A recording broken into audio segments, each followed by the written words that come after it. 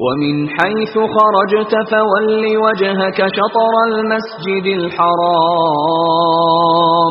وَإِنَّهُ لَلْحَقُّ مِنْ رَبِّكَ وَمَا اللَّهُ بِغَافِلٍ عَمَّا تَعْمَلُونَ۔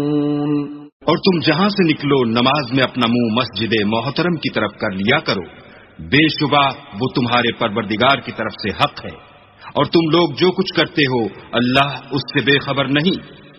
وَمِنْ حَيْثُ خَرَجْتَ فَوَلِّ وَجْهَكَ شَطْرَ الْمَسْجِدِ الْحَرَامِ وَحَيْثُ مَا كُنْتُمْ فَوَلُّوا وُجُوهَكُمْ شَطْرَهُ لِئَلَّا يَكُونَ لِلنَّاسِ عَلَيْكُمْ حُجَّةٌ إِلَّا الَّذِينَ ظَلَمُوا مِنْهُمْ فَلَا تَخْشَوْهُمْ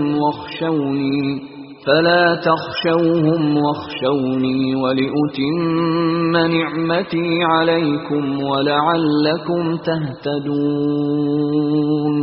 اور تم جہاں سے نکلو مسجد محترم کی طرف منہ کر کے نماز پڑھا کرو، اور مسلمانوں تم جہاں ہوا کرو اسی مسجد کی طرف رخ کیا کرو۔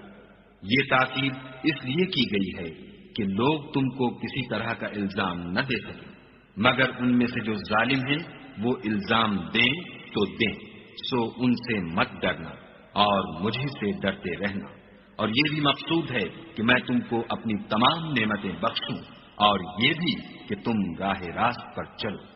كما أرسلنا فيكم رسولا منكم يتلو عليكم آياتنا ويزكيكم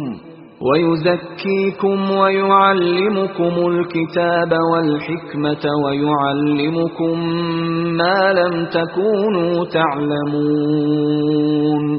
جس طرح من جملہ اور نعمتوں کے ہم نے تم ہی میں سے ایک رسول بھیجے ہیں جو تم کو ہماری آیتیں پڑھ پڑھ کے سناتے اور تمہیں پاک بناتے اور کتاب یعنی قرآن اور دانائی سکھاتے ہیں، اور ایسی باتیں بتاتے ہیں جو تم پہلے نہیں جانتے تھے۔